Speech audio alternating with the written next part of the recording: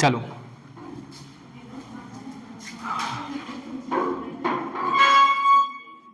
Microbes को जो हम यूज करते हैं इंडस्ट्रियल लेवल पे तो दो चीजें थी, क्या थी? एक बेवरेज इंडस्ट्री में थी, दूसरा क्या था आपका एंटीबायोटिक्स में।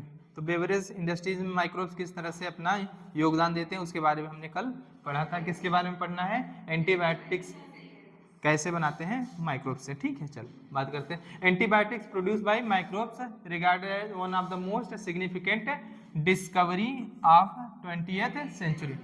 अगर बात करें तो जो एंटीबायोटिक्स का डिस्कवर हुआ था, खोज हुई थी, वो क्या थी? हमारी 20वीं शताब्दी की महत्वपूर्ण खोजों में से एक थी। समझ में आया कि नहीं? कौन सी? एंटीबायोटिक्स की जो डिस्कवरी। इसका greatly contribution towards welfare of human society. अगर बात करें मानव कल्याण के बारे में बात करें तो इसका क्या है? महत्वपूर्ण योगदान है। किसका? एंटीबायोटिक्स का। अगर बात करें एंटीबायोटिक्स में जो एंटी वर्ड होता है एक ग्रीक वर्ड है जिसका मतलब होता है क्या? अगेंस्ट। और जो बायोस है, बायो का मतलब क्या होता है? लाइफ। बायो का मतलब क्या है आपका? बायो का मतलब होता है लाइफ। अगर एक साथ देखें तो इनका मतलब निकलता है अगेंस्ट लाइफ। किसके कंटेक्स्ट में? जो पैथोजन है, जो डिजीज कॉज करते हैं पैथोजन, उनके कंटेक्स्ट में। लेकिन अगर हम बात करें किसके लिए? ह्यूमन के रिस्पेक्ट में अगर हम बात करें तो ये क्या है? ह्यूमन के रिस्पेक्ट में प्रो लाइफ होते हैं। क्या होते हैं? प्रो लाइफ होते हैं in the contest of human. ठीक है, नॉट अगेंस्ट, अगेंस्ट नहीं होते हैं। ठीक है। एंटीबायोटिक्स आर केमिकल, ये क्या है? केमिकल्स होते हैं। Substance which are produced by some microbes. क्या होते हैं? ऐसे कुछ माइक्रोब्स हैं, क्या करते हैं? केमिकल्स प्रोड्यूस करते हैं। और ये केमिकल्स क्या करता है? जो पैथोजन होते हैं उनकी ग्रोथ को रिटार्ड कर देगा या उनको किल कर देगा। समझ में आया ना? किसका काम है? इस एंटीबायोटिक्स का। एंड कैन किल और रिटार्ड, ये क्या करेगा? या तो मार देगा या तो उनकी ग्रोथ को कम कर देता है। Retard growth of other microbes. और ये माइक्रोब्स क्या है? Disease causing microbes. क्या है? Disease causing microbe. कह रहा है you are familiar with commonly used antibiotics. आप पेनिसिलिन से सब लोग भली बात परिचित हो ना? तो ये क्या है पेनिसिलिन? Do you know? क्या आप जानते हो? Penicillin was the first antibiotics. Penicillin क्या थी आपकी? पहली वो एंटीबायोटिक थी जिसे क्या बनाया गया था। और ये किसे discovered and it was a chance discovery. ये क्या थी?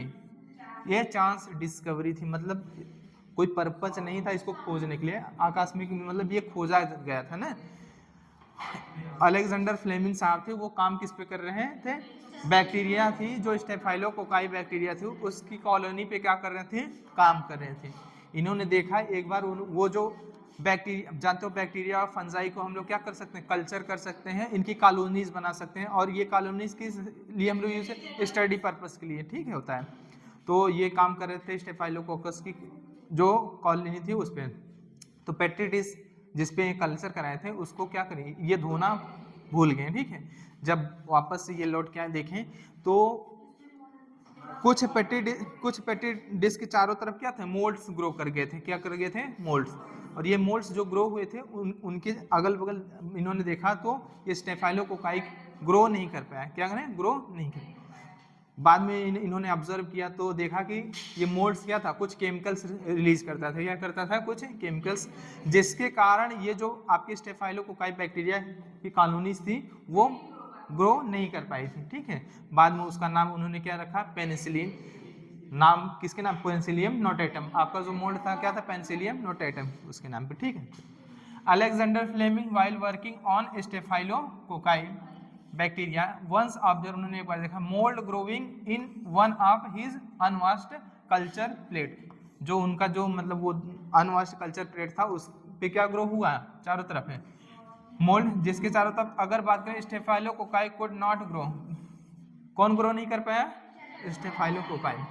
ही फाउंड, उन्होंने पाया that it was due to chemical. और कौन प्रोड्यूस कर रहा था? मोल्ड केमिकल प्रोड्यूस कर रहा था, जिसके कारण मोल्ड के अगल बगल जो स्टेफाइलोकोकाई थी वो ग्रो नहीं कर पाई। एंड ही नेम, उन्होंने उसका नाम क्या रखा? Penicillin after the mould. इनका नाम क्या होगा? Penicillium notatum. However it's full potential.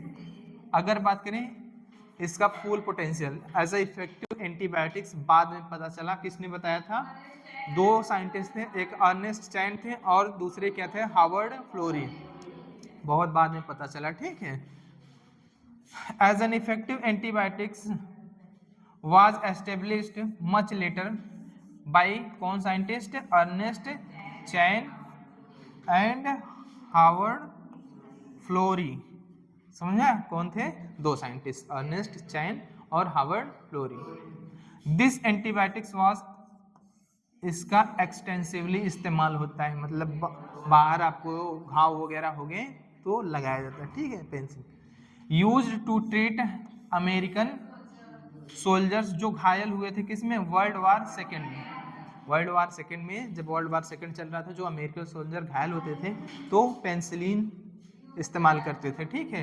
हाँ, फ्लेमिंग, चैन और फ्लोरी, इनको एक साथ अवार्ड दिया गया था जिसका नाम था नोबेल प्राइज। क्या था? Nobel prize. पूछे तो कलेक्टिवली किन किन को नोबेल प्राइज मिला था फॉर डिस्कवरी ऑफ एंटीबायोटिक्स? आपका क्या थे? अलेक्जेंडर फ्लेमिंग थे, हार्वर्ड फ्लोरी थे, अर्नेस्ट चैन थे। और किस सन में मिला था? 1945, 1945 में। समझ आए? 1945 में इन तीनों को एक साथ क्या मिला था? नोबेल प्राइज मिला था for the discovery of antibiotic. हाँ हाँ। आफ्टर पेनिसिलिन, अब एक बार तो पेनिसिलिन, जब जैसे ही पेनिसिलिन बन गई तो और साइंटिस्ट ने अलग अलग माइक्रोब से काम करना शुरू किया, उससे अलग अलग तरह की क्या हुई? हमें एंटीबायोटिक्स मिली। कह रहा है कि other antibiotics where also purified, बाद में क्या हुआ? और तरह की एंटीबायोटिक को प्यूरिफाइड किया गया फ्रॉम डिफरेंट माइक्रोब, दूसरे माइक्रोब से, ठीक है। कैन यू, क्या ये पूछ रहा है कि आप बता सकते हैं कुछ एंटीबायोटिक्स में उनके नाम बता सकते हैं और ये कहाँ से एक्सट्रैक्ट करते हैं, ठीक है। अब देख लेना, ठीक। Antibiotics have greatly improved, antibiotics ने क्या किया? Greatly improved our capacity. पहले हमारी कैपेसिटी देखो, पहले क्या थी? कुछ ऐसे डिजीज थे जो हम क्या करते थे? चाह कर भी उनको ठीक नहीं कर पाए। हमारे पास मेडिसिन, हाँ मेडिसिन वगैरह नहीं थी, उनको हम ठीक नहीं कर पाए। लेकिन जैसे ही एंटीबायोटिक्स खोज हुई, हम क्या किया? ट्रीट कर सके कुछ डेडली डिजीज, मतलब जिनसे क्या हो जाती, लोगों की पहले मृत्यु हो जाती थी। अब उन डिजीज को हम लोग क्या किया? ठीक ट्रीट कर सके by the help of antibiotic. जैसे आपका प्लेग, पहले लोग क्या थे? प्लेग से मर जाते थे, ठीक है। वोपिंग कफ, जिसको हम लोग बोलते थे काली खांसी, ठीक है। आजकल ऐसा नहीं होता है, ठीक है। डिप्थेरिया, जिसे हम लोग बोलते हैं गला घोटू। लेप्रोसी, जिसे को हम लोग कुष्ठ रोग बोलते हैं, ठीक है। Which used to kill millions all over the globe, पूरे विश्व में अगर हम बात करें लाखों की संख्या में लोग क्या होते हैं? इन सब चीज़ों से मर जाते थे। लेकिन आज के समय में हम एंटीबायोटिक्स खोज होने के कारण क्या करते हैं? इनको ट्रीट कर सकते हैं। और हमेशा याद रखना, ये आपका क्या है? प्लेग हो गया, वूपिंग कफ हो गया, डिप्थेरिया हो गया, लेप्रोसी हो गया, ये सभी क्या है? बैक्टीरियल डिजीज हैं। क्या है? ये सब क्या है? बैक्टीरियल डिजीज है, याद रखना, ठीक है। अगर पूछे कि bacterial which of the following is the bacterial disease और एग्जांपल में आपको ढेर सारा दिया है और छाटना हो तो याद रखना, ठीक है। हाँ, कह रहा है केमिकल्स, एंजाइम एंड अदर। अरे यार, today we can not imagine a world without antibiotics. अगर हम बात करें तो हम क्या करें यार? अगर हम विश्व को देखते हैं बिना एंटीबायोटिक्स के, अगर हम विश्व की कल्पना कर पाना क्या है? ठीक है, इतने डिपेंडेंट हो गए हम किस पे? एंटीबायोटिक्स पे। समझ में आया कि नहीं? Chemicals, enzyme and other bioactive molecules, कुछ केमिकल्स हैं, क्या है? एंजाइम्स हैं और बायोएक्टिव मॉलिक्यूल्स। बायोएक्टिव मॉलिक्यूल्स जो लाइफ सेविंग जो होती हैं चीज़ें, उनको, ठीक है। इनमें भी क्या होता है? माइक्रोब्स का अपना रोल होता है, देखते हैं। माइक्रोब्स आर आल्सो यूज्ड, हम लोग माइक्रोब्स का इस्तेमाल कॉमर्शियल पर्पज के लिए और इंडस्ट्रियल पर्पज पे जो प्रोडक्शन होता है। कुछ केमिकल्स जो होते हैं, जैसे लाइक ऑर्गेनिक एसिड हुआ, एल्कोहल हुआ, एंजाइम हुआ। अगर हम बात करें केमिकल, जैसे आपका एल्कोहल, एंजाइम और क्या हुआ एसिड, ऑर्गेनिक एसिड, इन सब का हम इंडस्ट्रियल या कमर्शियल लेवल पे प्रोडक्शन जो होता है वो किसके द्वारा करते हैं, माइक्रोब्स के ही द्वारा करते हैं। एग्जाम्पल ऑफ एसिड प्रोड्यूसन, ऐसे माइक्रोब जो क्या करते हैं एसिड प्रोड्यूस करते हैं, उनके बारे में अगर हम बात करें तो पहला है आपका एस्परजिलस नाइगर, ये एक तरह का फंगस है, क्या है आपका फंगस है, और ये क्या प्रोड्यूस करता है साइट्रिक एसिड, क्या करता है आपका साइट्रिक एसिड, फंगस है और क्या प्रोड्यूस करता है साइट्रिक एसिड। अगर हम बात करें दूसरा, अगर हम बात करें जो माइक्रोब्स एसिटोबैक्टर एसिटाई है, क्या है एसिटोबैक्टर एसिटाई, ये एक तरह का बैक्टीरिया है और कौन सा ऑर्गेनिक एसिड प्रोड्यूस करता है एसिटिक एसिड। तो एसिटोबैक्टर एसिटाई ये क्या है एक बैक्टीरियम है और ये इससे हम लोग क्या एक्सट्रैक्ट करते हैं acetic acid, acetic acid. Clostridium butylicum क्या है आपका क्लॉस्ट्रीडियम ब्यूटाइलिकम, क्लॉस्ट्रीडियम ब्यूटाइलिकम ये आपका एक तरह का क्या है ये बैक्टीरिया है, क्या है बैक्टीरिया है और इससे हम लोग कौन सी एसिड एक्सट्रैक्ट करते हैं ब्यूटायरिक एसिड, कौन सी ब्यूटायरिक एसिड। लैक्टोबैसिलस नाम ही है लैक्टोबैसिलस, इसके बारे में पहले पढ़ चुके शुरुआत में ही, क्या था लैक्टिक एसिड बैक्टीरिया होता है तो क्या प्रोड्यूस करेगा लैक्टिक एसिड, क्या करेगा लैक्टिक एसिड। इसमें 3 आपके बैक्टीरिया हैं, एक क्या है फंगस है, समझ में आया कि नहीं, एस्परजिलस नाइगर फंगस है, बाकी तीनों जो हैं जो एसिड प्रोड्यूसर ये क्या है बैक्टीरिया। इनका नाम माइक्रोब्स का नाम याद रखना कि माइक्रोब्स का नाम क्या है, ये बैक्टीरिया है या फंजाई है या ईस्ट हैं, ये याद रखना, और क्या करते हैं ये याद रखना, 3 चीजें समझ में आया नहीं। कह रहा है ईस्ट जिसको हम लोग सैक्रोमाइसी सेरेविसी बोलते हैं is used for commercial production of ethanol, और कमर्शियल प्रोडक्शन ऑफ इथेनॉल अगर हमें कराना है तो किसका इस्तेमाल करते हैं ईस्ट का इस्तेमाल करते हैं, और वो ईस्ट क्या है सैक्रोमाइसी सेरेविसी, क्या है सैक्रोमाइसी सेरेविसी है, जिससे हम लोग क्या प्रोड्यूस करते हैं एथेनॉल। माल्टेड सीरियल्स वगैरह और ग्रेप जूसेस वगैरह लेते हैं, ठीक है, जो फ्रूट जूसेस वगैरह होते हैं उनका फर्मेंटेशन करा के हम अलग अलग तरह की क्या करते हैं ड्रिंक्स बनाते हैं, जैसे आपका वाइन विस्की बियर, ठीक है, रम, और अगर गम भुलाना है तो पियो, अच्छे रम पिएंगे, बांस कितनी बड़ी कहीं नहीं लाएंगे,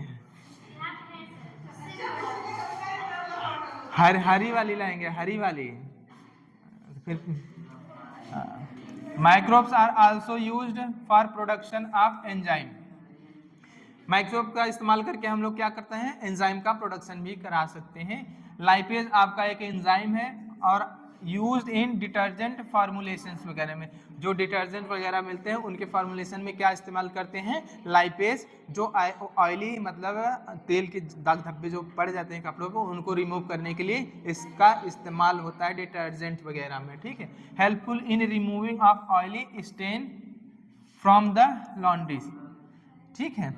you must have noticed that, आपने अगर आप कभी ध्यान दिए हो जो बॉटल जूस हम खरीदते हैं कहाँ से मार्केट से, वो हमको बहुत साफ सुथरा दिखाई देता है, लेकिन जो हम घर पे बनाते हैं वो क्या होता है उतना साफ सुथरा नहीं होता है। क्यों? क्योंकि जो मार्केट का जूस होता है पहले हम उसको क्या करते हैं क्लेरिफाई करते हैं, देन मार्केटिंग सेलिंग होती है, समझ में आया कि नहीं। और इसमें इस्तेमाल होता है क्या प्रोटीएजेस और पेक्टिनेजेस, ठीक है।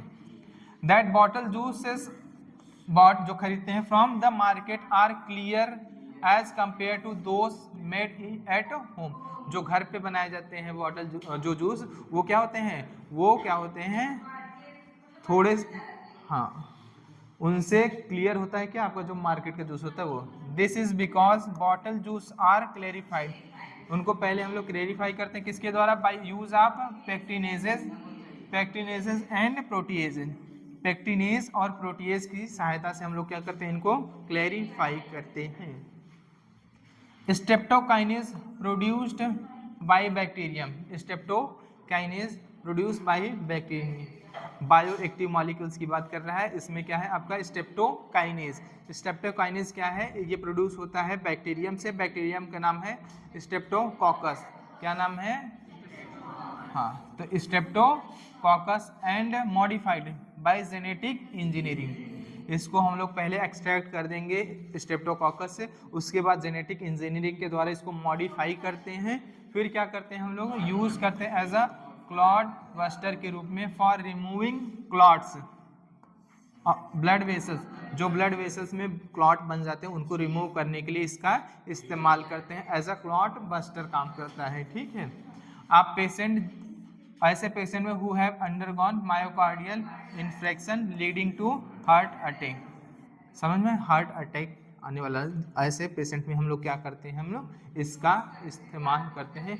कौन सा बायोएक्टिव मॉलिक्यूल, स्ट्रेप्टोकाइनेस। ये किससे एक्सट्रैक्ट करते हैं, बैक्टीरिया से। बैक्टीरिया का नाम क्या है, स्ट्रेप्टोकोकस। उसके बाद जेनेटिकली हम लोग क्या करेंगे, इसको मॉडिफाइड करेंगे, देन इसका इस्तेमाल करते हैं एज अ क्लॉट बस्टर। हाँ। और दूसरा बायोएक्टिव मॉलिक्यूल्स अगर हम बात करें, क्या है आपका साइक्लोस्पोरिन ए। क्या है आपका साइक्लोस्पोरिन ए। साइक्लोस्पोरिन ए, पहली बात तो ये किससे एक्सट्रैक्ट होता है, फंगस से। क्या है, फंगस, ट्राइकोडर्मा पॉलीस्पोरम। फंगस का नाम है ट्राइकोडर्मा पॉलीस्पोरम, जिससे हम कौन सा बायो एक्टिव मॉलिक्यूल से एक्सट्रैक्ट करते हैं, साइक्लोस्पोरिन ए। और इसका इस्तेमाल होता है एज ए इम्यूनोसप्रेसेंट।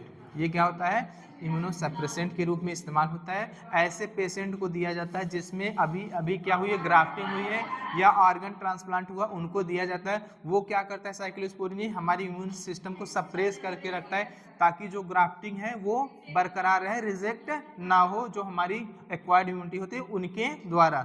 और एक्वायर्ड इम्यूनिटी में कौन सी immunity, cell mediated immunity, CMI जो होती है वो रिस्पॉन्सिबल होती है फॉर ग्राफ्ट रिजेक्शन में। और कौन सी सेल, अगर सेल में कौन सी आपकी आपकी टी लिम्फोसाइट में कौन सी होती है लिम्फोसाइट, अरे ह्यूमोरल में, अरे सेल मीडिएटेड में होती है, सेल मीडिएटेड टी लिम्फोसाइट जो होती है वो रिस्पॉन्सिबल होती है सर। तो टी लिम्फोसाइट में कौन सी लिम्फोसाइट होती है आपकी, एक हमने बताया था हेल्पर टी सेल बताया था, किलर टी या साइटोटॉक्सिक टी सेल। तो कौन सी सेल होती है, साइटोटॉक्सिक टी सेल जो होती है वो रिस्पॉन्सिबल होती है ग्राफ्ट रिजेक्शन में। जब अगर यहाँ तक पूछे तो याद रखना, बाकी वैसे पूछे तो समझ में आना। हाँ, सेल में that is use as an immunosuppressive agent in organ transplant patient जो होते हैं उनमें, इज प्रोड्यूस बाय फंगस। और फंगस का नाम क्या है आपका, ट्राइकोडर्मा पॉलीस्पोरम। Trichoderma polysporum.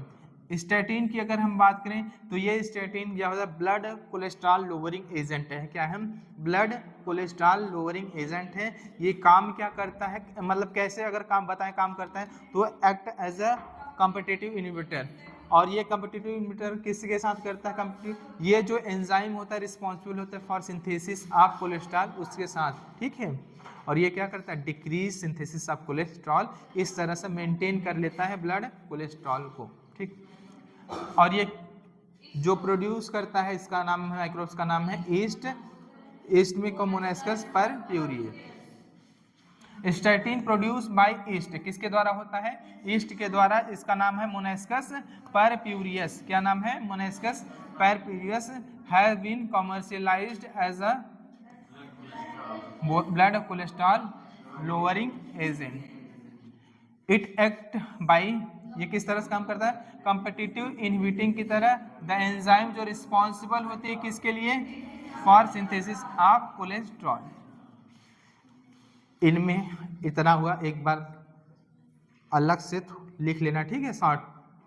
कौन कौन से माइक्रोब्स हैं, क्या करते हैं, कौन एसिड प्रोड्यूस करते हैं, समझ में आया कि नहीं। एंजाइम लाइपेज उसका काम क्या है, पेक्टिनेज जो प्रोटीएजेज हैं इनका क्या काम है, समझ में आया कि नहीं। जो साइक्लोस्पोरिन है कहाँ से मिलता है, स्ट्रेप्टोकाइनेस कहाँ से मिलता है, स्टैटिन कहाँ से मिलता है, इनका काम क्या है, ये सब शॉर्ट फॉर्म में लिख के याद कर।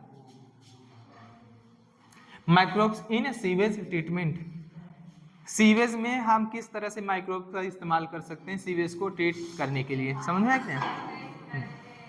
जो नगर और शहरों से गंदगी निकलती है वाटर के रूप में, उनको हम, सुन लो, समझ आए।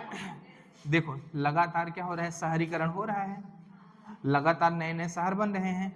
नए नए शहर बनने से क्या होगा, जैसे जैसे जनसंख्या बढ़ रही है वैसे वैसे शहरीकरण हो रहा है। शहरीकरण होने से ज़्यादा वेस्ट प्रोड्यूस हो रहा है। मान लो पहले 100 लीटर होता था, अब जनसंख्या जैसे बढ़ी 100 से 500 हो गया, 500 से 1000, 1000 से 2000, 2000, ऐसे ऐसे क्या हो रहा है, लगातार क्या हो रहा है, ये सीवेज बढ़ता जा रहा है। तो इन सीवेज को हम डायरेक्ट अपनी जो नेचुरल हमारी रिवर्स हैं या वाटर स्ट्रीम है उनमें छोड़ते थोड़ी ना हैं। क्यों? क्योंकि इस सीवेज में क्या होते हैं, माइक्रोब्स होते हैं, ऑर्गेनिक मैटर्स वगैरह होते हैं। अगर इनको डायरेक्ट हम छोड़ेंगे तो जो हमारी नेचुरल वाटर बॉडीज हैं वो क्या होंगी, पल्यूट होंगी। तो पल्यूट होंगी तो उनसे क्या होंगी, अलग अलग तरह की बीमारियां फैलेंगी लोगों में, ठीक है। इसलिए हम इनको डायरेक्ट छोड़ते नहीं हैं रिवर्स वगैरह में। इससे पहले इनको क्या करते हैं, हम ट्रीट करते हैं। और इसकी का नाम क्या है, सीवेज ट्रीटमेंट प्लांट। और कहाँ पे ट्रीट करते हैं, एक प्लांट है जिसका नाम है सीवेज ट्रीटमेंट प्लांट। और इनको तब तक हम ट्रीट करते हैं जब तक ये क्या हो, ये वाटर लेस पॉल्यूटेड ना हो जाए। क्या हो, पूरी देखो पूरी तरीके से तो हम ट्रीट नहीं करते हैं, इतना ट्रीट करते हैं ताकि कम से कम पॉल्यूट, समझ आए। चलो कह रहा है we know that large quantity of waste water are generated every day. प्रत्येक दिन क्या होता है, बहुत बड़ी संख्या में क्या होता है, वेस्ट वाटर प्रोड्यूस होता है सिटी, शहरों में और नगरों में। A major component of this waste water is human excreta. अगर हम जो इनमें बात करें मेजर कंपोनेंट क्या होता है, जो मनुष्य का मल मूत्र होता है वो होता है ह्यूमन एक्सक्रीटा, इसी को बोलते हैं, ठीक। दिस म्युनिसिपल वेस्ट वाटर, इसी म्युनिसिपल जो वेस्ट वाटर को हम लोग क्या बोलते हैं, हम लोग सीवेज भी बोलते हैं। It contains large amount of organic matter, इसमें ढेर सारी क्या होती हैं, ऑर्गेनिक मैटर होती है। साथ ही साथ में क्या होता है, आपका माइक्रोब्स होता है। और ये माइक्रोब से क्या होते हैं, ऑटोट्रॉफ होते हैं या हेटेरोट्रॉफ होते हैं। समझ में क्या होते हैं, हेटेरोट्रॉफ होते हैं। और ज्यादातर इनमें से क्या होते हैं, पैथोजेनिक होते हैं। क्या होते हैं, पैथोजेनिक होती हैं। मेनी ऑफ विच, जिनमें से ज्यादातर क्या होते हैं, पैथोजेनिक होते हैं। जो माइक्रोब्स किस में होते हैं, सीवेज में, सीवेज में। Have you ever wonder where this huge quantity of sewage और urban waste is disposed daily of. क्या आपने कभी सोचा कि ये जो ह्यूज अमाउंट ऑफ जो सीवेज होता है इनका निपटारा कहाँ होता है या कैसे होता है, ठीक है। तो चलो बात करें, this can not be discharge, इनको हम लोग डायरेक्ट डिस्चार्ज नहीं करते, छोड़ते नहीं है इनटू नेचुरल, जो हमारी प्राकृतिक वाटर बॉडीज हैं जैसे रिवर स्ट्रीम डायरेक्टली। समझ में आएगी, यू कैन अंडरस्टैंड, आप समझ सकते हो क्यों, क्योंकि ये अगर हम डायरेक्ट छोड़ेंगे ये हमारी नेचुरल वाटर बॉडीज को गंदा करेंगे, पल्यूट करेंगी, जिनसे अलग अलग तरह की क्या होंगी, बीमारियां। बिफोर डिस्पोजल, डिस्पोजल से पहले हम इस वाटर का सीवेज जो है क्या करें, हेंस सीवेज इज ट्रीटेड, हम लोग सीवेज का क्या करते हैं, ट्रीटमेंट करते हैं। सीवेज ट्रीटमेंट प्लांट में, किसमें, STP, sewage treatment plant, standard temperature pressure नहीं, STP, हाँ। टू मेक इट लेस, कम से कम इसको हम लोग क्या करते हैं, पल्यूटिंग बनाते हैं। समझ में आया कि नहीं, पूरी तरह के हम ट्रीट नहीं करते, लेकिन इतना ट्रीट करते हैं कि मिनिमम पल्यूटेड रहे ये, ठीक है। हाँ, बक्सीबात में देखोगे सीवेज ट्रीटमेंट प्लांट बना हुआ है, ठीक है। हाँ, treatment of waste water is done by, जो वेस्ट वाटर का ट्रीटमेंट होता है वो क्या होता है, डन बाय हेटेरोट्रॉपिक माइक्रोब्स। ये क्या है, हेटेरोट्रॉपिक माइक्रोब्स होते हैं। ये माइक्रोब्स कौन से हैं, हेटेरोट्रॉपिक माइक्रोब्स, जो सीवेज में ऑलरेडी नेचुरली क्या होते हैं, प्रेजेंट होते हैं। हेटेरोट्रॉपिक माइक्रोब्स जो naturally present in the sewage, sewage में क्या होंगे, ये नेचुरली प्रेजेंट। इनको ऐसा नहीं है कि सीवेज में अलग से ले जाके छोड़ना पड़े, ये होते ही है उसी में। This treatment is carried out in 2 stages, ये ट्रीटमेंट है 2 स्टेजेस में बटा हुआ है। पहला जो है प्राइमरी ट्रीटमेंट, दूसरा क्या है आपका सेकेंडरी ट्रीटमेंट। ये क्या है आपका सेकेंडरी ट्रीटमेंट का फिगर दिया हुआ है, समझ में, सेकेंडरी ट्रीटमेंट का फिगर। अगर तुमको देखना है तो बक्सी बांध पे चले जाना, नीचे बांध से जैसे नीचे देखोगे सीवेज ट्रीटमेंट प्लांट लगा हुआ है, ठीक है। समझ में आया कि नहीं, जाना बक्सी बांध दारागंज, इलाहाबाद में जाओगे दारागंज, बक्सी बांध, हाँ बस हाँ। चलो प्राइमरी ट्रीटमेंट की अगर हम बात करें, the treatment steps basically involve physical removal of particles. ये जो आपका प्राइमरी ट्रीटमेंट है ये एक तरह का क्या है, जो स्टेप है वो फिजिकली हम लोग रिमूव करते हैं, किसका, large and small from the sewage through filtration and sedimentation. Filtration और सेडिमेंटेशन के द्वारा जो बड़े बड़े और छोटे छोटे पार्टिकल्स होते हैं उनको हम लोग दो प्रोसेस हैं, एक फिल्ट्रेशन और सेडिमेंटेशन के द्वारा क्या कर लेते हैं, सीवेज से अलग कर लेते हैं। ठीक है, these are removed in stages, इनको अलग अलग स्टेजेस में क्या करा जाता है, रिमूव किया जाता है। इनिशियली पहले हम लोग क्या करेंगे, जो फ्लोटिंग डेब्रीज होते हैं, जो तैरता हुआ, जो सीवेज में तैरता हुआ मलबा होता है, पहले उनको हम लोग क्या करते हैं, रिमूव करते हैं बाय सिक्वेंशियल फिल्ट्रेशन। ये मतलब अलग अलग सीक्वेंस में फिल्ट्रेशन करा के उनको क्या कर लेंगे, हम लोग रिमूव कर लेते हैं। समझ में आ कि नहीं? हाँ, तो कर लेंगे। देन ग्रिट, जो ग्रिट टैंक होता है, क्या होता है, जो अब क्या होता है, ग्रिट टैंक होता है, और उसमें क्या होंगे, ग्रिट में क्या होगा, सॉइल होगा और स्मॉल पेपर्स, जो छोटे छोटे कंकड़ रह जाते हैं, सॉइल और छोटे छोटे कंकड़ रहते हैं, हम लोग ग्रिट टैंक में उसको क्या कर लेंगे, अलग कर लेंगे, सेटल डाउन होके अलग कर लेंगे। समझ में नहीं? उसके बाद हम लोग क्या करते हैं, आर रिमूव्ड बाय सेडिमेंटेशन, जो ऑर्गेनिक मैटर वगैरह होते हैं सेडिमेंट होने देते हैं, जिनको हम लोग क्या बोलते हैं, प्राइमरी स्लज बोलते हैं, उनको वहाँ से अलग कर लेते हैं, और चीज़ें जो बची हुई रहती हैं उनको सेकेंडरी ट्रीटमेंट के लिए ले जाते हैं। हाँ हाँ, all the solid that settle form the primary sludge. अब सेडिमेंटेशन टैंक में जो सॉलिड सेटल डाउन हो जाते हैं उनको क्या बोलते हैं हम लोग, प्राइमरी स्लज बोलते हैं। क्या बोलते हैं हम लोग, प्राइमरी स्लज बोलते हैं।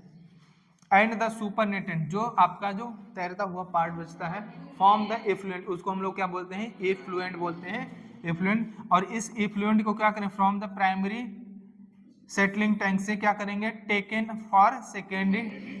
अब हम इसको क्या करेंगे, यहाँ से लेते हैं और किसके लिए ले जाते हैं, सेकेंडरी ट्रीटमेंट के लिए। और सेकेंडरी ट्रीटमेंट जो होता है वो आपका क्या है, बायोलॉजिकल है। क्या है आपका, बायोलॉजिकल है। इसमें हम लोग माइक्रोब्स का इस्तेमाल करते हैं, और ये माइक्रोब्स क्या है, पहले एनाएरोबिक माइक्रोब्स होते हैं कि एरोबिक, पहले एरोबिक होते माइक्रोब्स होते हैं, देन क्या होते हैं, एनाएरोबिक माइक्रोब्स होते हैं। ठीक है, चलो अब जो प्राइमरी सेटलिंग टैंक से जो इफ्लुएंट लाते हैं उसको क्या करते हैं हम लोग, सेकेंडरी ट्रीटमेंट करेंगे। ये एक तरह का क्या है, बायोलॉजिकल ट्रीटमेंट है। क्या है, अगर पूछे सेकेंडरी ट्रीटमेंट या बायोलॉजिकल ट्रीटमेंट तो समझते रहना कि हाँ, ठीक है।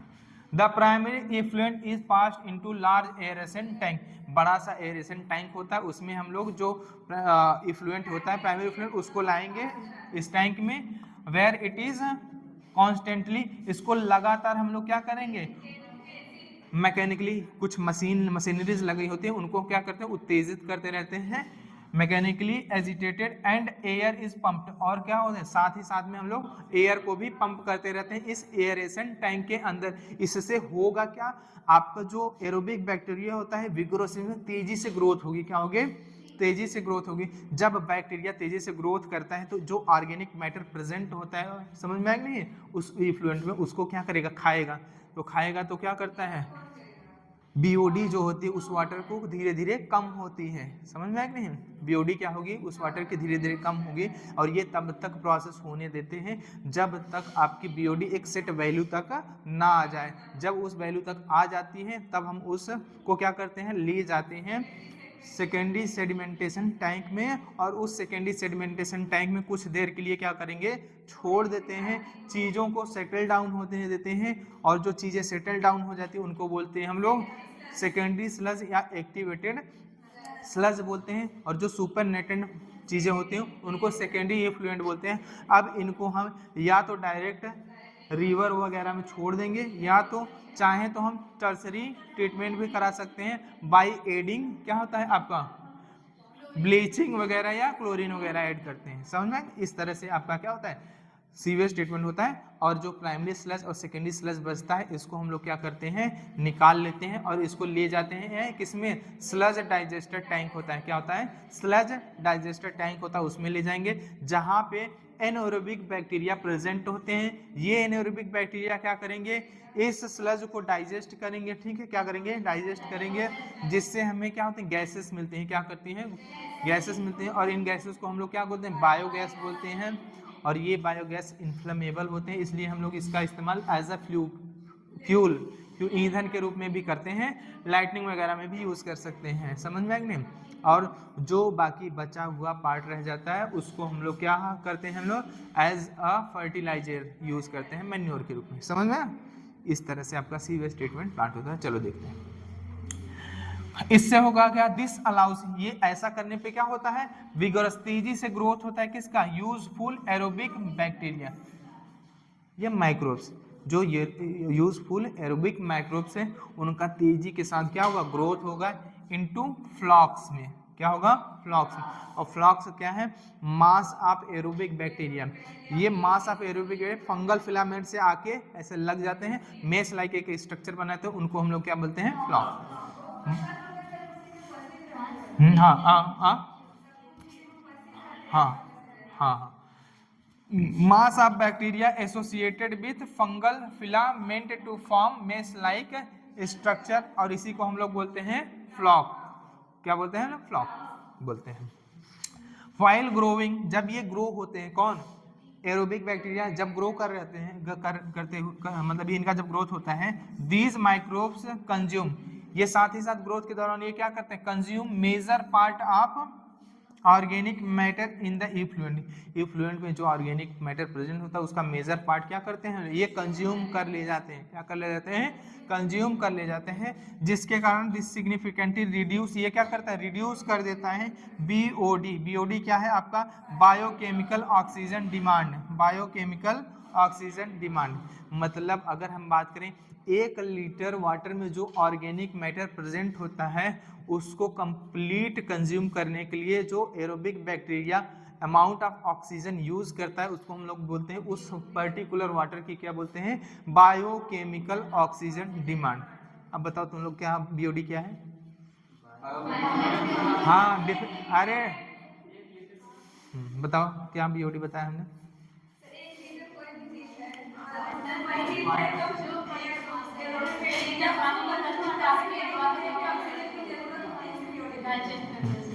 एक लीटर वाटर में जो प्रेजेंट आपका क्या ऑर्गेनिक मैटर होता है कंप्लीट उनको कंज्यूम करने में जो अमाउंट ऑफ ऑक्सीजन वो एरोबिक बैक्टीरिया यूज करता है उसको हम लोग बोलते हैं बायोकेमिकल ऑक्सीजन डिमांड। और ये बीओडी जिस वाटर की जितना ज़्यादा होगी ये बताती है कि वो वाटर क्या उतना ही ज़्यादा पॉल्यूटेड है, क्या है, पॉल्यूटेड है, जितना ज़्यादा बीओडी उतना ज़्यादा। अगर आपको पता करना है कौन सा वाटर कितना शुद्ध है या अशुद्ध है तो इनडायरेक्टली आप मेजर कर लीजिए उसका बीओडी, अगर बीओडी ज्यादा तो पोल्यूशन ज्यादा, बीओडी कम पोल्यूशन कम, समझ में है कि नहीं। Of the effluent, BOD refer to the amount of oxygen that would be consumed, जो कंज्यूम होता है अमाउंट ऑफ ऑक्सीजन, इफ, याद रखना, इफ ऑल द ऑर्गेनिक, सभी ऑर्गेनिक मैटर प्रेजेंट हो in 1 litre of water were oxidise by bacteria, जो oxidise करता है बैक्टीरिया, बैक्टीरिया समझ में आएगा नहीं। ऑर्गेनिक मैटर का जो 1 लीटर में जो कंप्लीट ऑर्गेनिक मैटर प्रेजेंट होता है उसके ऑक्सीडेशन में जो अमाउंट ऑफ ऑक्सीजन हमें देना पड़ता है उसको क्या बोलते हैं, उस पर्टिकुलर वाटर की क्या बोलते हैं, बीओडी, बायोकेमिकल ऑक्सीजन डिमांड, समझ में आएगा नहीं। इसका बीओडी का फुल फॉर्म भी याद रखना, मैचिंग में दे देगा, समझ में आई।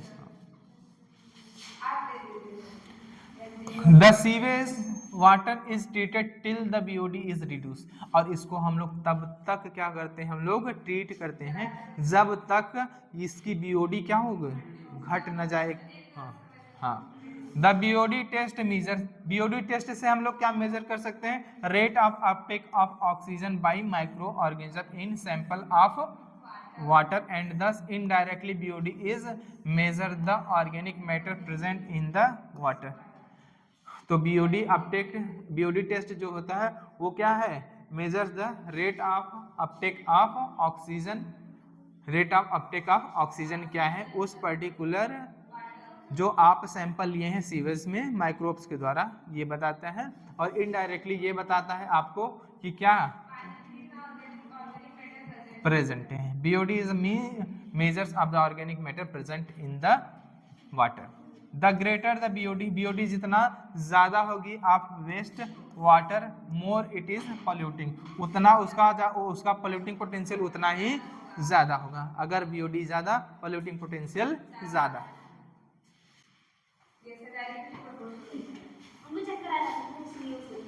अच्छा अब हमें भी चक्कर आएगा भी। तो हम उठाएंगे समझावन दास। हाँ, इनका नाम है समझावन दास।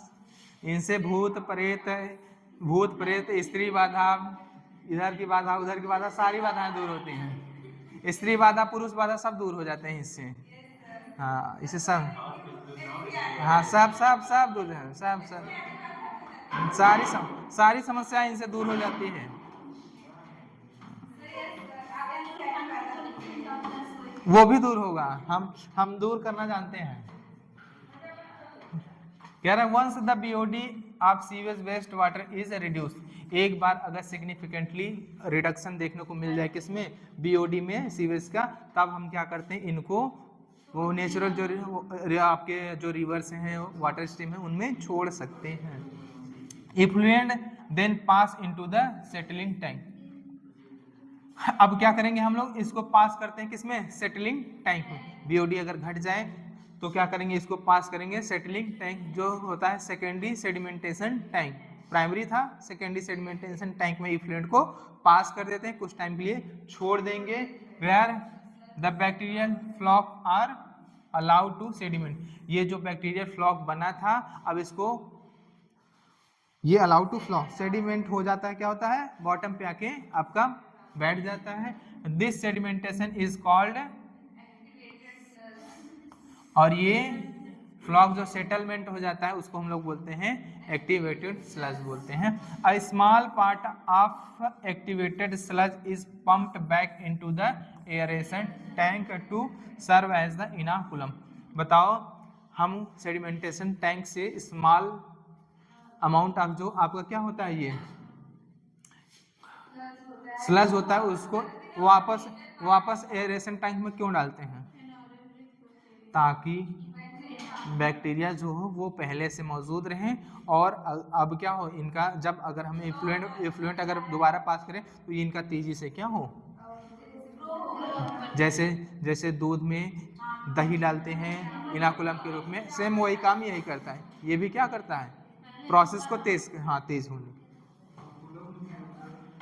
इनाकुलम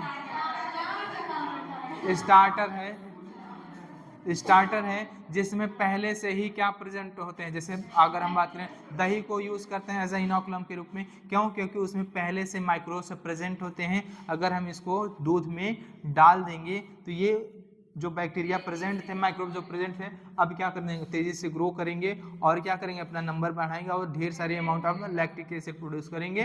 तो आपका जो ये दही बनने का जो प्रोसेस है वो फास्ट हो जाएगा। क्या हो जाएगा, फास्ट हो।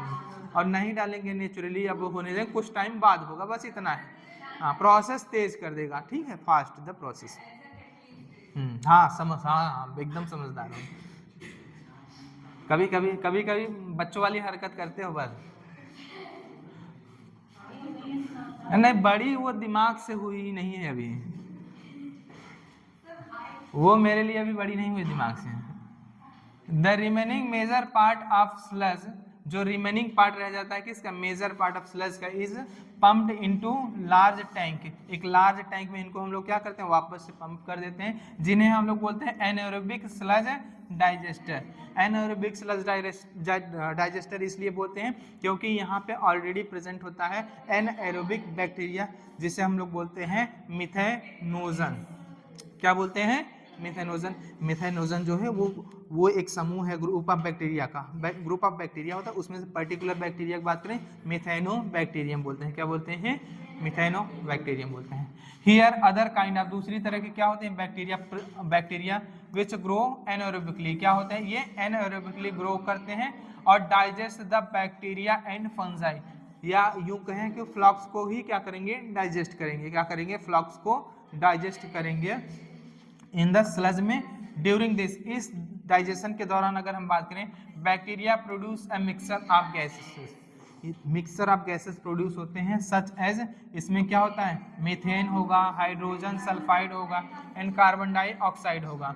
क्या होगा आपका, कार्बन डाइऑक्साइड होगा, हाइड्रोजन H2S होगा, H2S।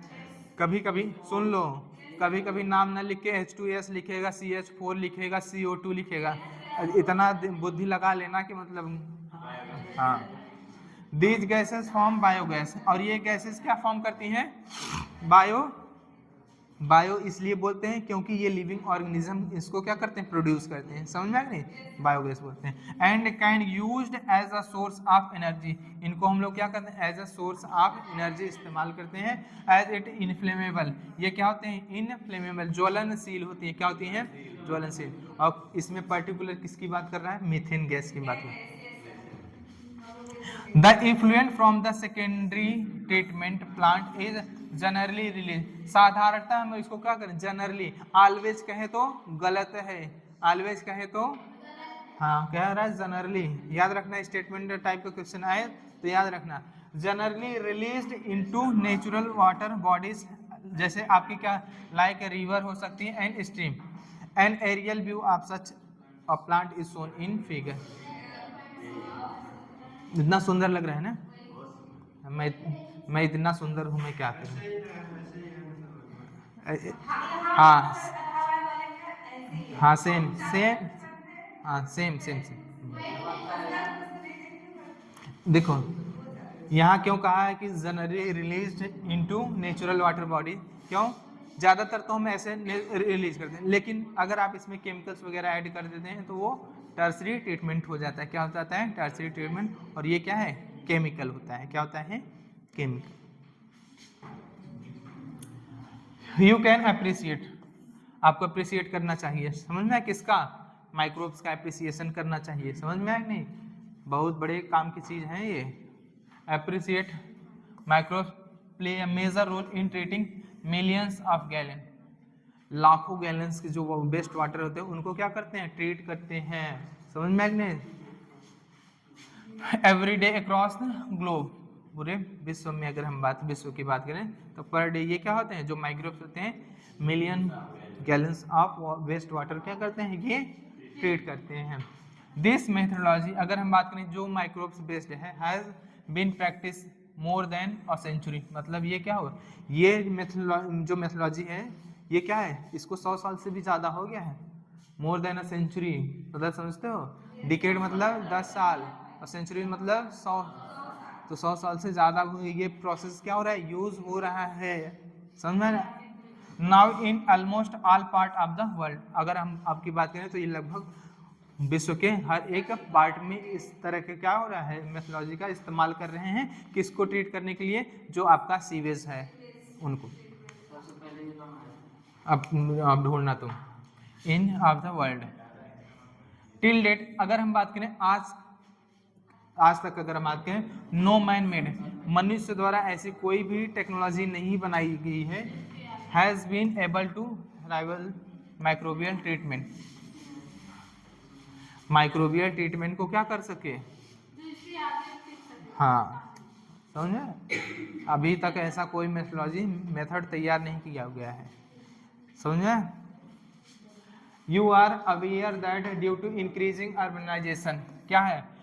जैसे जैसे शहरीकरण होगा, sewage is being produced in much larger quantity में देन एवर बिफोर। आज से अगर हम बात करें, आज की बात करें, फिर अगर 10 साल बात करें, जैसे जैसे अर्बनाइजेशन होगा आज की अपेक्षा में फिर आने वाले समय में क्या होगा? इससे ज़्यादा सीवेज क्या होंगे? आपके रिलीज होंगे। हाउएवर, जबकि अगर हम बात करें the number of sewage treatment plants, अगर हम बात करें सीवेज ट्रीटमेंट प्लांट उतनी तेजी से नहीं बढ़ रहा है जितनी तेजी से अर्बनाइजेशन हो रहा है। अगर अगर अगर उतनी ही तेजी से सीवेज ट्रीटमेंट प्लांट भी लगने लगे तो ये प्रॉब्लम ना आए। हम कभी कभी क्या करते हैं, ज़्यादा शहरीकरण, अर्बनाइजेशन, ज़्यादा तेज़ी से जो अर्बनाइजेशन, उसके कारण क्या करते हैं हम लोग, कभी कभी अनट्रीटेड वाटर को हम लोग डायरेक्ट रिवर्स में और स्ट्रीम्स में छोड़ देते हैं। अब देखो, अब पहले गांव में देखो तालाबों का पानी पी लेते थे लोग, गंगा जी जाओ तो उनका पानी इतना शुद्ध था। अब पहले के अपेक्षा अब घर में बूढ़े बुजुर्ग होंगे, देखा करो, बताते हैं पहले हम नाली का पानी पी लेते थे, तालाब का पानी पी लेते थे। ठीक है, क्यों? क्योंकि इतना ज़्यादा पॉपुलेशन था नहीं, तो इतना ज़्यादा गंदगी वगैरह थी नहीं, तो शुद्ध था। लेकिन अब क्या हो रहा है? धीरे धीरे क्या हो रही है? हमारे कर्मों का फल है।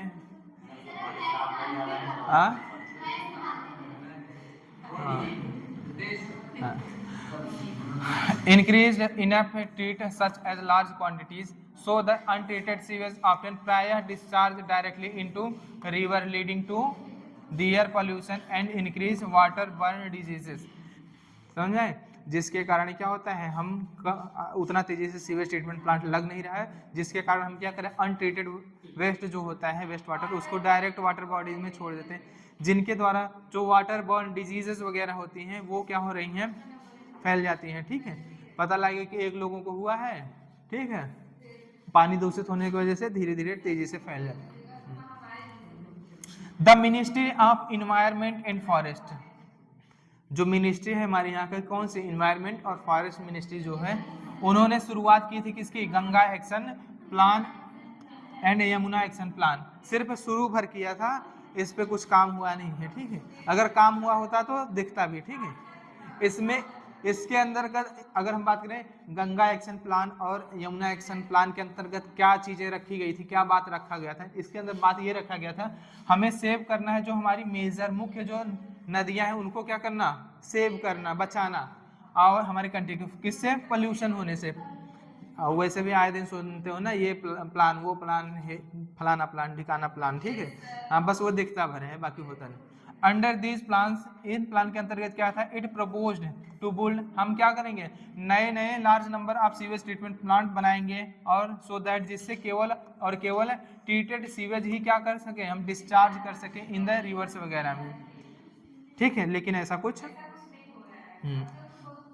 हाँ, सुधरेगा कहाँ, जब आदमी ही नहीं सुधर रहे हैं तो सुधरोगे कहाँ से। चलो, अब विजिट टू कह रहा है कि जहाँ सीवेज ट्रीटमेंट प्लांट लगा हो, जाइए देखिए। Microbes in production of biogas, biogas में माइक्रोब्स का हम लोग किस तरह से इस्तेमाल करते हैं। ठीक है, बायोगैस का मतलब हुआ माइक्रो ऑर्गेनिज्म के द्वारा कुछ क्या होते हैं, ग्रुप ऑफ गैसेस बनती हैं, उनको बोलते हैं बायोगैस। जैसे अगर हम बात करें, माइक्रोब्स का इस्तेमाल करते हैं, जो सेलुलोजिक मटेरियल होते हैं उनको डाइजेस्ट करते हैं, डाइजेशन के दौरान ब्रेक डाउन जब करते हैं सेलुलोजिक मटेरियल का, तो ग्रुप ऑफ गैसेस क्या होती हैं, रिलीज होती हैं, जिनको हम लोग बोलते हैं बायोगैस। जैसे आपका गोबर गैस के बारे में सुने हो, क्या हुआ, गोबर गैस, पर्टिकुलर बात कर रहे हैं गोबर गैस के बारे में करें। गोबर गैस में होता क्या है, जो आपके क्या होते हैं, कैटल्स होते हैं, जानवर होते हैं, गाय भैंस वगैरह हैं, उनका क्या लेते हैं हम लोग, एक्सक्रीटा, जिसको अपने डंक बोलते हैं, जिसको गोबर बोलते हैं, गोबर लेंगे। गोबर में होता क्या है, सेलुलोजिक मटेरियल होता है, क्या होता है, सेलुलोजिक मटेरियल, और साथ ही साथ में माइक्रोब्स होता है जिसका नाम है मिथेनोजेंस। क्या नाम है आपका, मिथेनोजेंस। ये मिथेनोजेंस क्या करता है, जो गोबर में प्रेजेंट सेलुलोज है उनको क्या करेगा, ब्रेक डाउन करेगा, तो जिससे कारण क्या होता है, गैसेस रिलीज होती हैं। उन गैसेस का हम लोग बाद में इस्तेमाल करते हैं, क्या होता है, खाना बनाने में, एज ए फ्यूल इस्तेमाल के, खाना बनाने में, लाइट में वगैरह में, ठीक है, इस्तेमाल करते हैं। और ये गोबर गैस प्लांट अगर हम बात करें तो देखो, गोबर कहाँ मिलेगा आपको, जहाँ पे गांव होगा, गांव में क्या होते हैं, कैटल्स को क्या करते हैं हम लोग, गाय भैंस को पालते हैं अलग अलग पर्पसेस के लिए। ठीक है, हाँ, साथ में गाय भैंस नहीं और कुछ पाले जाते हैं, और क्या, तुम लोगों को भी तो पाल रहे हैं, तुम लोग किसी काम के हो नहीं, सिर्फ पालना ही तो हुआ, खा पी के वैसे मतलब टहल रहे हो, खा पी के पेट सो रहोगे, सो जाओगे, और कुछ और कुछ काम नहीं है तुम लोगों के पास। चलो इस तरह से हम लोग क्या करते हैं, बायोगैस। चलो इधर आपका ध्यान किधर है, गोबर गैस इधर है, गोबर गैस इधर है। चलो ठीक है, microbes in production of biogas, microbes का हम लोग किस में इस्तेमाल करें, गोबर गैस प्रोडक्शन। चलो देखते हैं कैसे। बायोगैस है मिक्सर ऑफ गैसेस, बायोगैस क्या है, मिक्सर ऑफ गैसेस है, जिसमें मुख्य रूप से क्या है आपका, मीथेन है। क्या है, मीथेन है। मीथेन मुख्य रूप से होता है बायोगैस का part, containing predominantly methane produced by microbial activities and which may be used as a fuel. Microbial activities के द्वारा ये क्या होता है, प्रोड्यूस होता है, माइक्रोब इस पे काम करते हैं, कुछ मैटर्स होते हैं उन पे, और क्या प्रोड्यूस करते हैं, गोबर गैस या बायोगैस को हम लोग इसको इस्तेमाल करते हैं, ये एज अ फ्यूल, फ्यूल मतलब ईंधन के रूप में इस्तेमाल करते हैं। यू हैव लर्न, आपने पढ़ा है, that microbes produce different types of gases, अलग अलग तरह की माइक्रोब्स क्या होती है, गैसेस प्रोड्यूस करते हैं एज अ इन प्रोडक्ट, जो ड्यूरिंग ग्रोथ एंड मेटाबॉलिज्म। जो अगर हम बात करें ये माइक्रोब जब ग्रोथ एंड मेटाबॉलिज्म के दौरान जो एंड प्रोडक्ट होता है वो क्या होता है, अलग अलग तरह की गैसेस होती है ना। जैसे पनीर बना रहे थे तो CO2 प्रोड्यूस हुआ था कि नहीं, एल्कोहल फर्मेंटेशन में CO2 बना था कि नहीं। तो ये सब जो बनते हैं ये क्या है, एंड प्रोडक्ट हैं ग्रोथ एंड मेटाबॉलिज्म के दौरान जो माइक्रोब्स के बनते हैं। The type of gas, gas का टाइप क्या होगा जो प्रोड्यूस होगी, डिपेंड अपॉन, ये किस पे निर्भर करता है, माइक्रोब्स पे। टाइप ऑफ गैस जो हो गया वो किस पे डिपेंड करता है, माइक्रोब्स पे डिपेंड करता है। और साथ ही साथ ऑर्गेनिक सबस्ट्रेट, वो ऑर्गेनिक सबस्ट्रेट जिसका माइक्रोब्स इस्तेमाल कर रहा है उस पे भी डिपेंड करता है कि किस तरह की आपकी गैस बनेगी। In the example seated in the relation of fermentation, अगर हम बात करें जो फर्मेंटेशन आप डो कराते हैं, जो डो का फर्मेंटेशन कराते हैं, चीज मेकिंग में जो होता है production and products of beverage में मेन गैसेस जो प्रोड्यूस होती हैं वो क्या है आपकी CO2, क्या है CO2। जबकि अगर हम बात करें कुछ बैक्टीरिया ऐसे हैं, certain bacteria which grow on anaerobically on cellulosic material. Anaerobically क्या करते हैं, ये सेलुलोजिक मटेरियल पे ग्रो करेंगे, साथ ही साथ produce large amount of methane along with CO2, methane CO2 and H2। याद रखना गोबर गैस में अगर पूछे तो क्या क्या है आपका, मेथेन है, CO2 है, H2 है। अगर ऑप्शन में ऐसा है H2 यस है समझ में, और कोई ऑप्शन में मिल नहीं रहा है तो उसको करेक्ट कर देना, समझ में नहीं, हाँ समझ में आई नहीं, हाँ समझ में आया, नहीं नहीं हाँ, हाँ। कुछ नहीं कहते ने घरे द्वारे कथा होगा, दक्षिणा दो, दक्षिणा देते रहो, सुनाते नहीं दोबारा से। निकाले 121 रुपया निकाले।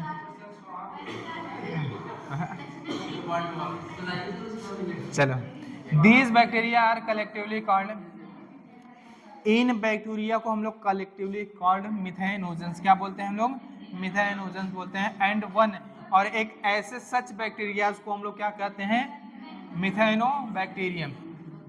जो बैक्टीरिया का समूह होता है उसको बोलते हैं मिथेनोजन, और पर्टिकुलर सिंगल बैक्टीरिया को क्या बोलते हैं, मिथेनोबैक्टीरियम। ये एक तरह का बैक्टीरिया, कौन सा है बैक्टीरिया, आर्कीबैक्टीरिया।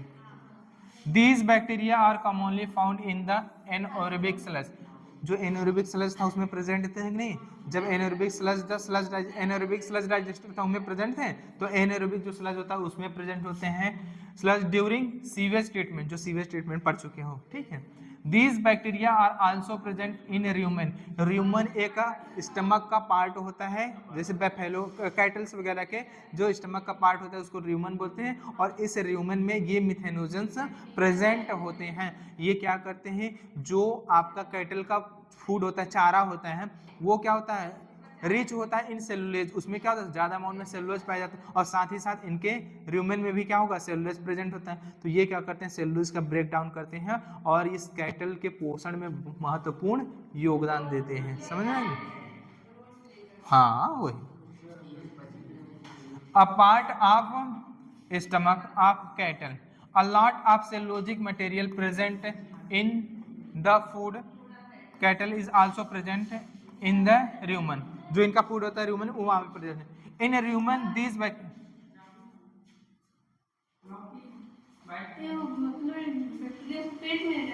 हाँ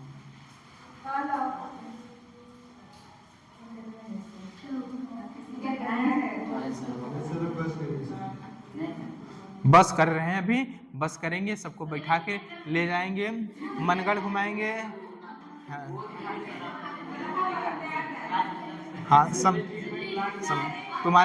तुम्हारे लिए बड़े बड़े रसगुल्ले बनवाए हैं, इतना बड़ा बड़ा क्या करना है, क्या कहते हैं, हाँ छोले भटूरे बनवाए इतने बड़े बड़े, एक भटूरे में तुम लोग ऐसे मुंह डालोगे, हाँ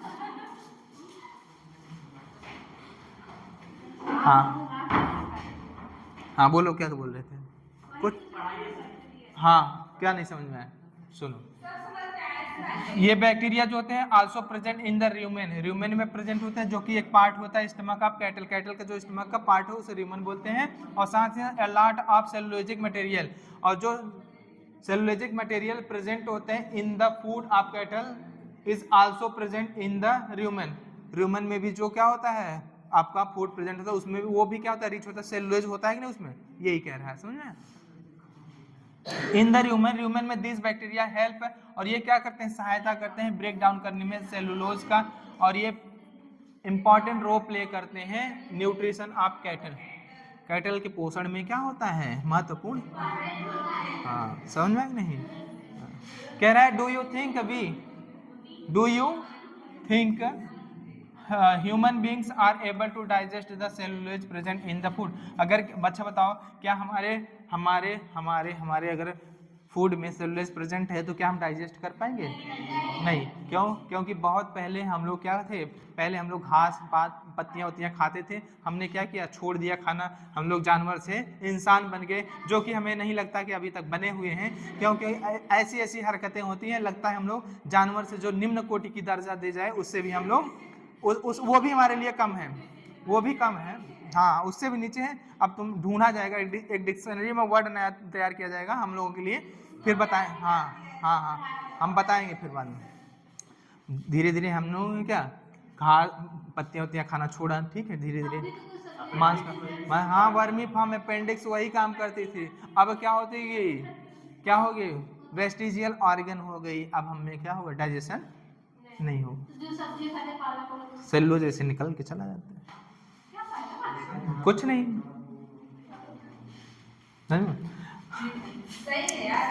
सुन लो, एक्सक्रीटा जो डंक होता है कैटल का, कॉमनली कॉल्ड जिसे हम लोग गोबर बोलते हैं, इज रिच इन बैक्टीरियम, और इस गोबर में क्या होता है ये बैक्टीरिया प्रचुर मात्रा में पाया जाता है, समझ में आया नहीं। डंक can used for generation of biogas, और डंक का हम लोग गोबर का इस्तेमाल करके हम लोग क्या कर सकते हैं बायोगैस जनरेट कर सकते हैं, जिनको हम लोग गोबर गैस भी कहते हैं। रुक जाओ, the biogas plant consist of biogas plant जो होता है वो बना होता है 10 से 15 फीट गहरी कंक्रीट की दीवारें होती हैं, समझ में आया नहीं। हाँ अरे गांव में नहीं देखो दीवारें बने तो ऊपर से ऐसे गोलाकार ऐसे रहता, पाइप ऐसे लगी रहती थी, नहीं देखे हो क्या? हाँ हाँ हाँ बहुत पहले बना होता था, हमें लगता है 15-20 साल पहले देखोगे दिखाई देता होगा। हाँ हाँ हाँ हाँ हाँ बस बस महारानी जी बस करो। कंक्रीट टैंक 10 से 15 फीट डीप होता है, इन विच बायो वेस्ट, और ये बायो वेस्ट क्या है, ये गोबर जो है बायो वेस्ट क्या करेंगे उनमें इकट्ठा करते हैं, एंड स्लरी बनाते हैं। स्लरी मतलब जैसे होता है पानी मिला दो इसे फेंट दो और किसी के मुंह पे इसे मार दो, वह स्लरी। स्लरी ऑफ डंक स्प्रेड अ फ्लोटिंग, उसके ऊपर एक क्या होती है फ्लोटिंग कवर रख देते हैं, जैसे जैसे बायोगैस बनेगा वैसे वैसे वो ऊपर की ओर उठता जाता है। इस कवर देख लो, ये है ये बायोगैस, ये क्या है 10 से 15 मीटर डीप होती है, यहाँ से गोबर डालेंगे पानी डालेंगे स्लरी बनती है, यहाँ पे क्या होंगे जो मिथेनोजन प्रेजेंट होंगे उसका डाइजेशन करेंगे, जिसके कारण क्या हो ब्रेक डाउन जब करेंगे सेलुलोजिक मटेरियल का तो ग्रुप ऑफ गैसेस बनेंगी, और क्या होंगी वे ये क्या होता है एक ऊपर से मूवेबल टैंक होता है, मूवेबल टैंक होता है जो ऊपर की ओर धीरे धीरे उठता रहेगा, यहाँ से एक आउटलेट लगा होता है, इसके द्वारा पाइपिंग होती है घरों में, इसका इस्तेमाल करके गैसेस घरों में पहुंचाई जाती है। इसका इस्तेमाल हम लोग किस में कर सकते हैं, कुकिंग में कर सकते हैं, लाइटिंग में यूज कर सकते हैं, और साथ ही साथ जो यहाँ पे जो स्लज डाइजेस्ट हो जाता है, डाइजेशन के बाद जो बचता है यहाँ से निकाल के यूज कर सकते हैं एज अ बायो फर्टिलाइजेशन, खेतों में ऐसे छिड़क दो खाद बन जाएगा मस्त, ठीक है। और ये क्या होता है placed over the slurry, slurry के ऊपर इसको ये क्या होता है ये स्लरी के ऊपर ये मूवेबल टैंक होता है, इसको रख देते हैं। कीप ऑन राइजिंग, ये लगातार उठता रहता है जैसे जैसे गैस इज प्रोड्यूस, गैस जैसे जैसे यहाँ पे गैस बनेगी और ये लगातार क्या होगा ऊपर की ओर उठता रहेगा। इसमें है आपका CH4 है, CO2 है और H2 है। अगर H2 ना दिया रहे कभी कभी H2S दे तो सही है, समझ में। वो किस में दिया है सीवेज स्टेटमेंट, ये समझ में आया? In the tank due to microbial activity, जो माइक्रोबियल एक्टिविटी होगी उसके द्वारा। The biogas plant has outlet, एक क्या होता है, एक आउटलेट होता है which is connected to the pipe, ये आउटलेट है, ये कनेक्टेड होता है, ये क्या होता है पाइप से कनेक्टेड है to supply biogas to nearby houses, और जो नियर बाई घर होते हैं नजदीक में वहां पे सप्लाई होती है इस गैस।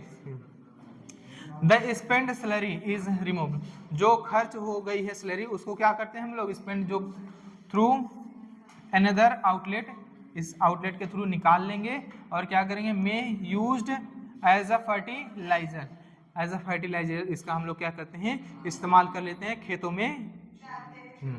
हाँ बायो फर्टिलाइजर होगा।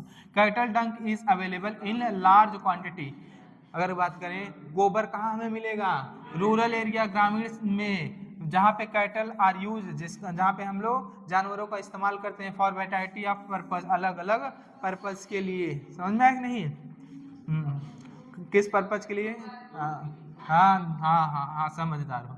Biogas plant are more often, और इसलिए बायोगैस जो होता है प्रायः हमें कहाँ देखने को मिलेगा, बुल्ट बनाया जाता है ग्रामीण एरियाज में। द बायोगैस दस produced is used for cooking, cooking जो बायोगैस बनता है इसका हम लोग किस में इस्तेमाल, कुकिंग में इस्तेमाल करते हैं, लाइटिंग में इस्तेमाल करते हैं। The picture of biogas plant is shown in the figure, और ये क्या है आपका बायोगैस का फिगर है। यहाँ से गोबर डालो, यहाँ से गैस बनेगा, यहाँ से फर्टिलाइजर निकलेगा ना। हाँ अभी डालेंगे हम। The technology of biogas production, biogas production की जो टेक्नोलॉजी थी वो डेवलप्ड हुई थी इन इंडिया मेनली किसके एफर्ट के द्वारा, ड्यू टू एफर्ट ऑफ, ये किसका एफर्ट था, IAR Indian agriculture research institute, और क्या था khadi and village industries commission के एफर्ट के द्वारा हमने क्या बनाया था, इसका फुल फॉर्म याद रखना, ठीक। IARI का याद रहता है, KVIC का याद रखना, khadi and village industries commission, ठीक है। Research institute and khadi and village industries commission, अगर आपका स्कूल गांव के करीब है तो आप बायोगैस प्लांट जहां लगा हुआ है वहां पे जाके देखिए, आपको और ज़्यादा सीखने को मिलेगा। अब है नहीं तो कहाँ से लेके चले हैं, ठीक है। और ये क्या होगा आपके नॉलेज में और ज़्यादा इजाफा होगा, ठीक है। अरे बाप रे, microbes as a bio control agent, मर गए बस। चलो अच्छा ठीक है, बाकी दो टॉपिक बचते हैं, बायो कंट्रोल एजेंट और बायो फर्टिलाइजर, कल पढ़ा देंगे, खत्म हो जाएगा समझ में। साथ ही साथ में पूरा एक बार फिर से रिवाइज कल ही करा देंगे जल्दी जल्दी से, ठीक है। धन्यवाद।